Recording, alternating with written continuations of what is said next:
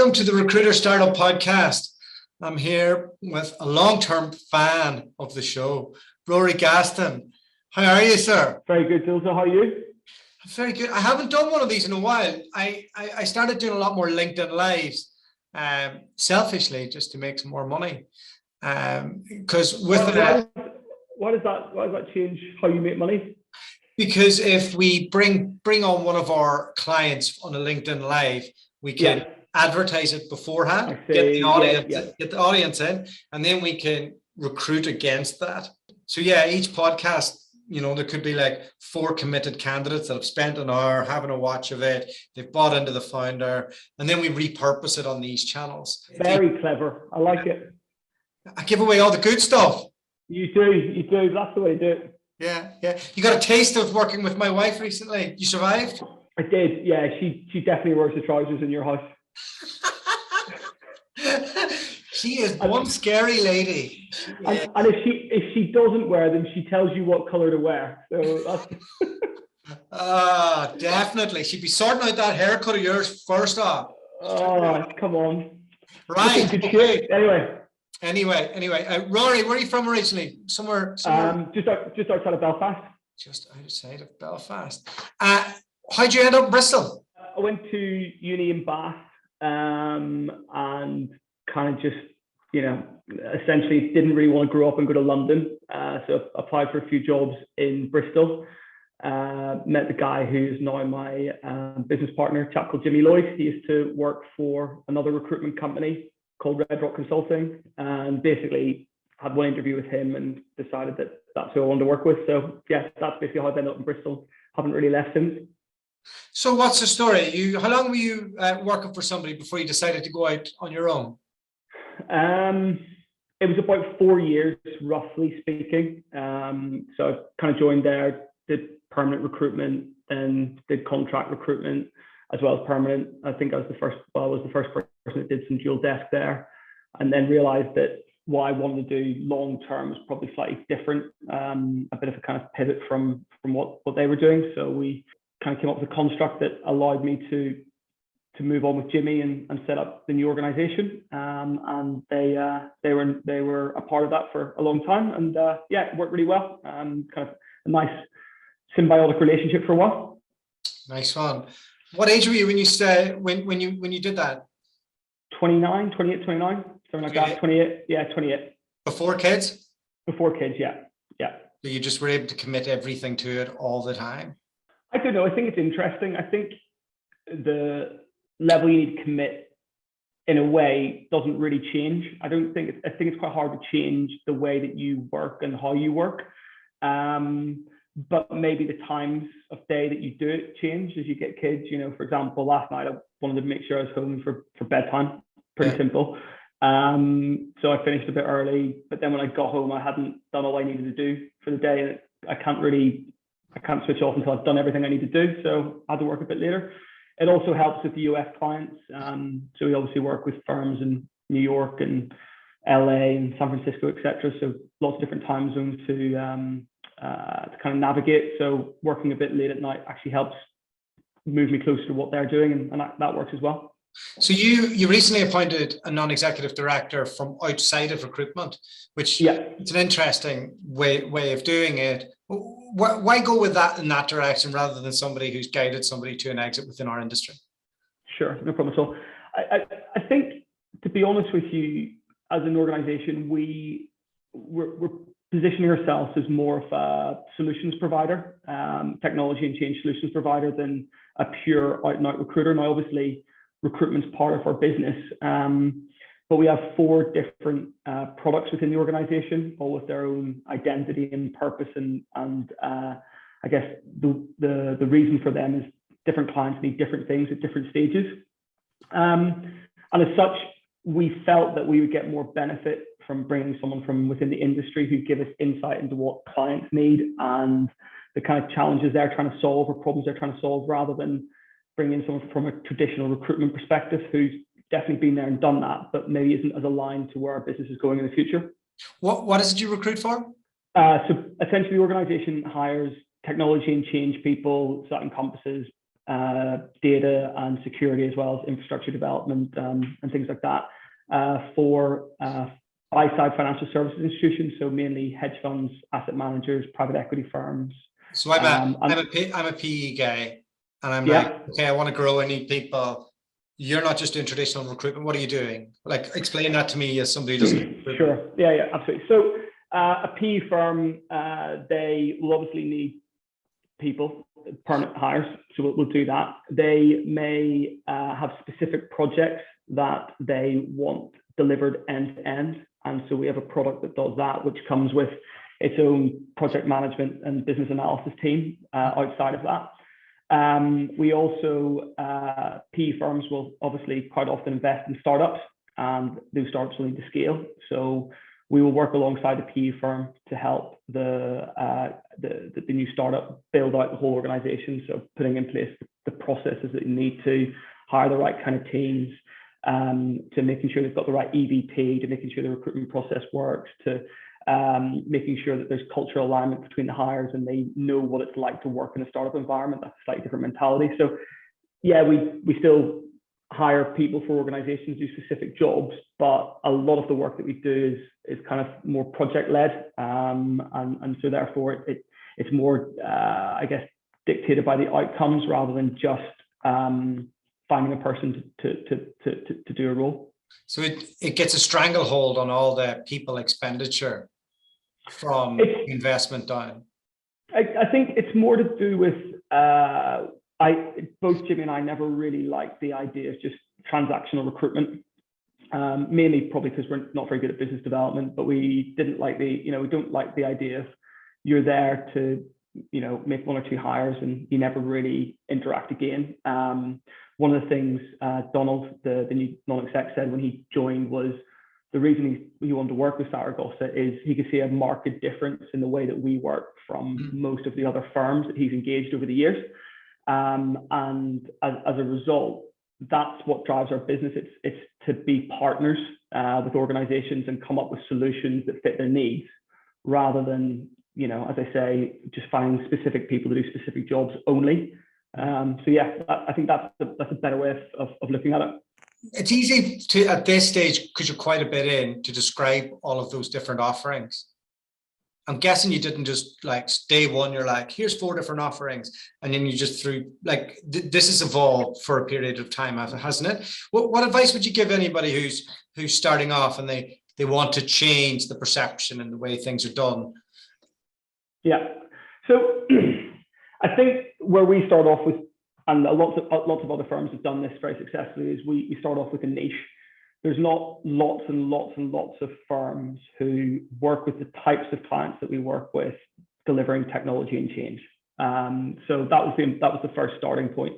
When I first started recruitment, as I say, sort of 11 years ago or so, my first ever role was with a hedge fund, and I loved it. I loved the idea of what these guys are doing. I found it really exciting. And yourself, it's much easier to sell the idea of an organization and what they're trying to do or what they're trying to hire if you're actually excited about them. Do you know what I mean? It's much easier because then you become passionate.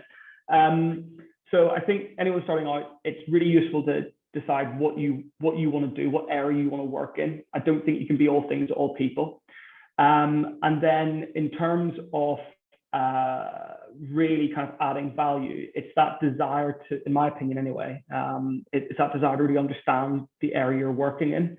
I certainly wouldn't say that I've got deep dive financial services knowledge, but I know enough on a periphery level to understand how the different parts of organizations link.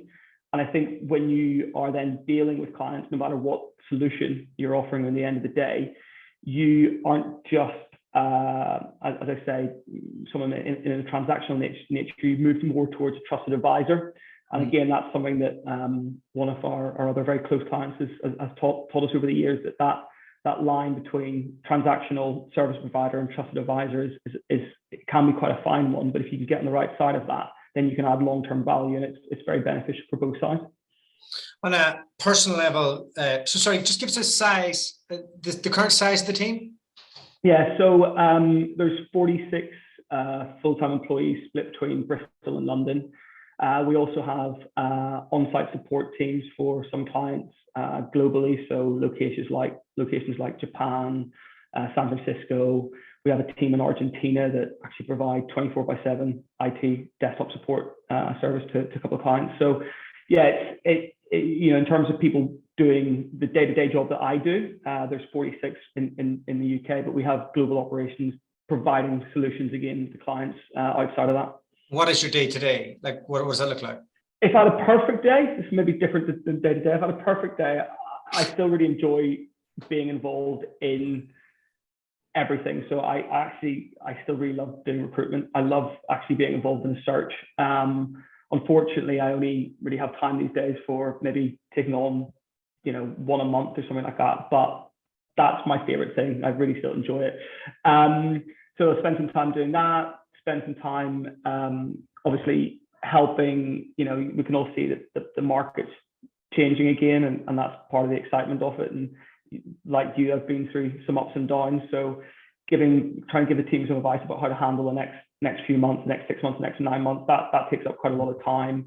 And then really, because as I said, the business is getting more complicated and it's got more products, a lot of time spent on working with clients to make sure that the solutions we're providing are the right ones, and then troubleshooting things as they come along, because not everything runs smoothly 24/7. Otherwise, it'd be boring, wouldn't it? Yeah, it's a lot of different stuff. It doesn't sound unfamiliar to the way I run my day. Obviously ours is just on a super smaller level. But yeah, it's fun getting the variety of every little bit, and then enacting a little bit of change, and then seeing, here's the solution now. Okay, now I can step away and move on to the next bit. But the famous saying out there, I can't remember who said it, but never waste a good recession. Do you buy into that?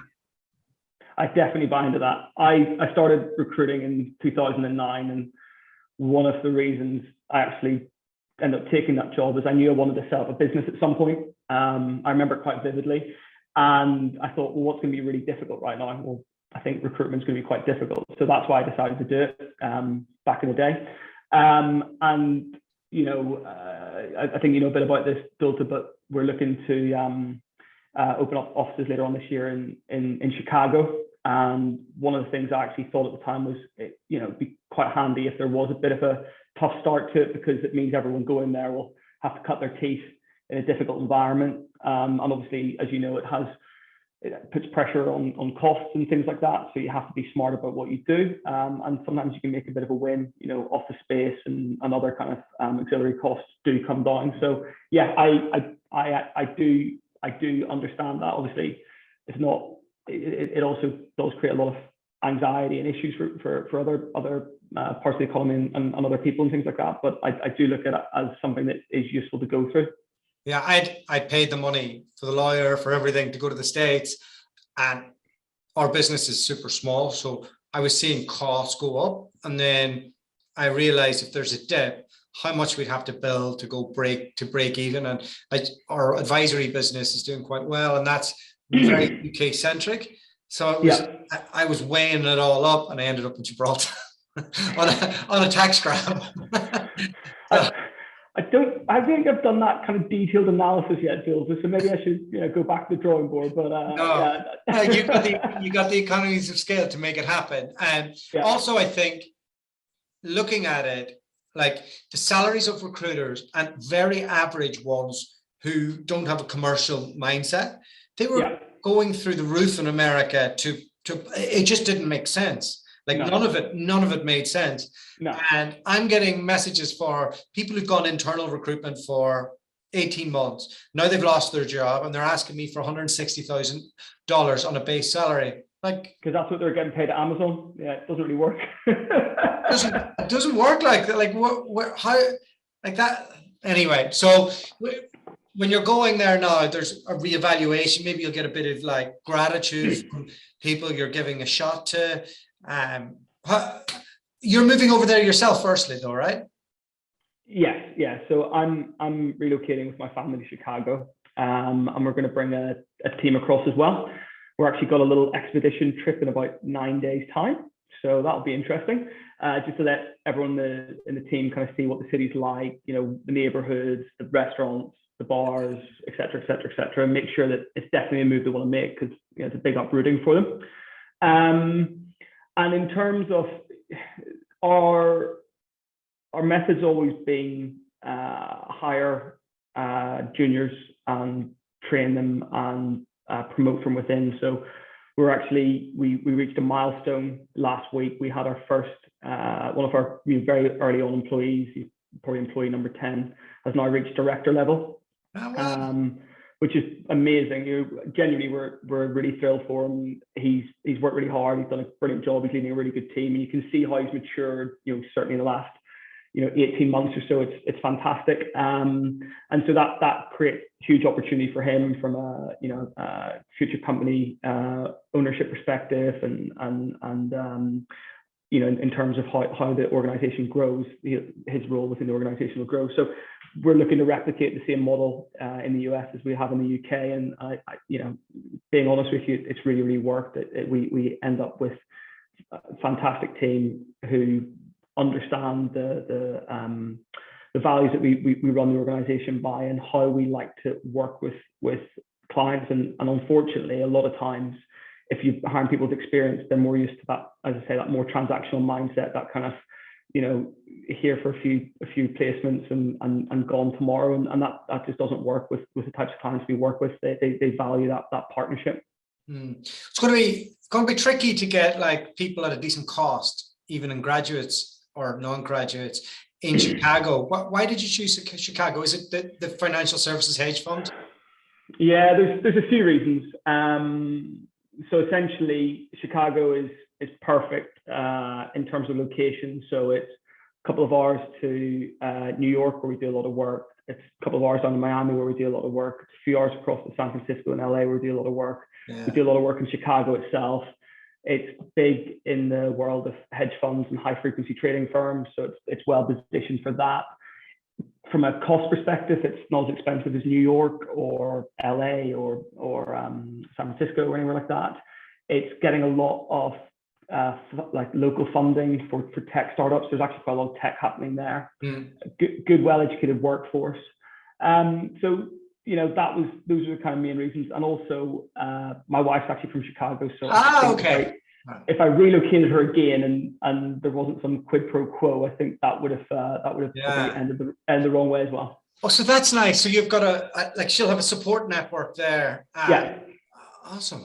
That's great. Yeah. That's great. So how do you envisage your own life changing?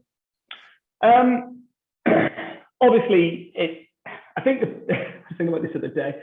I was out for sort of 3 weeks in the US with different clients and looking at places to live in Chicago and things like that. And I think the biggest thing is you wake up, no matter how early you wake up out there, even kind of waking up at sort of 4:35 a.m., you're still 6 hours behind what's happened in the UK. So you constantly feel like you're on the back foot.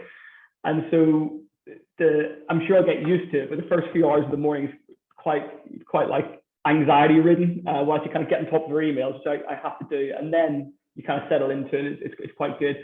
I think, to be honest with you, I'm looking forward to spending more time with our clients out there. As I say, we've got really, really strong relationships with our clients in the UK.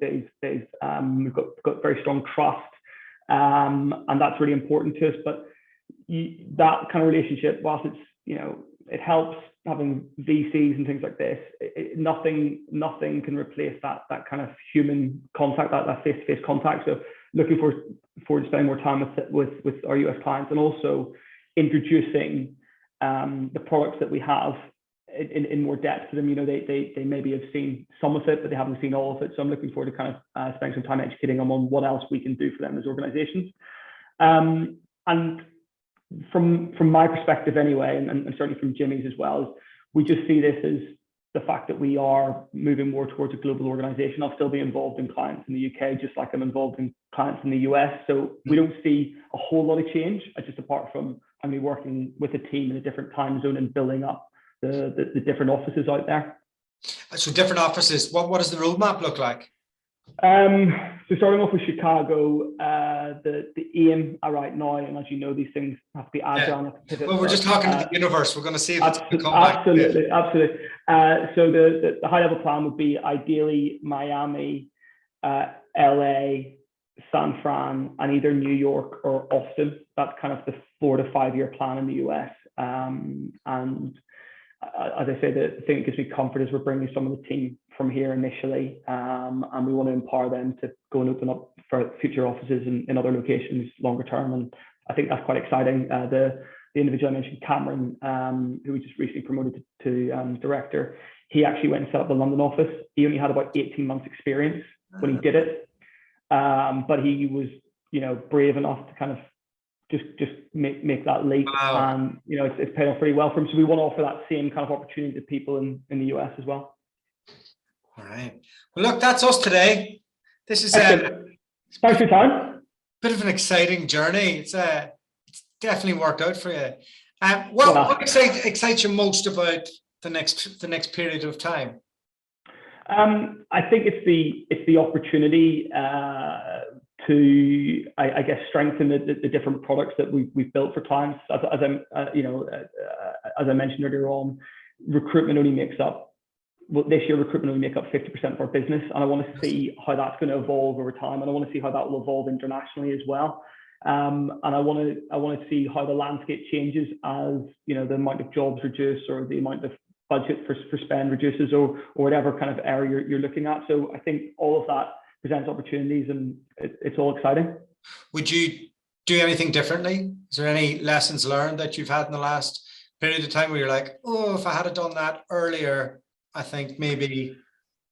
Yeah, probably. If I was being sensible, if I was being completely true to myself, I think we probably should have taken more risks sooner. Which probably, I'm sure a lot of people say that, but when we initially started, we were quite conservative about the amount we were growing and adding, more people into the organization and doing things a bit differently. And it's only really since COVID.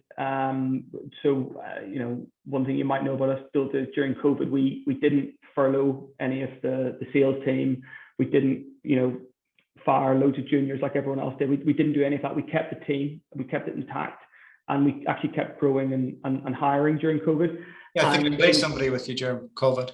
Yeah, exactly. And so we were probably one of the few people that were actually hiring. And it was during that time that we realized that because of the relationships that we have between the candidates or the people that can provide the expert services and the clients, we could create different products and different solutions. So I wish we'd actually taken that leap sooner rather than waiting for a huge big event to kind of show us that we needed to be a bit more brave. Yeah. So now it's just supercharge it and let's go. No, it's just, let's keep, like you were saying about your day being interesting, so you've got lots of variation. Let's keep making things interesting and having lots of variation. All right. Thanks so much for your time, Rory. The next time we'll get you on, you'll be in Chicago and we'll do a LinkedIn Live. Sounds good, Doherty. Take care. Cheers.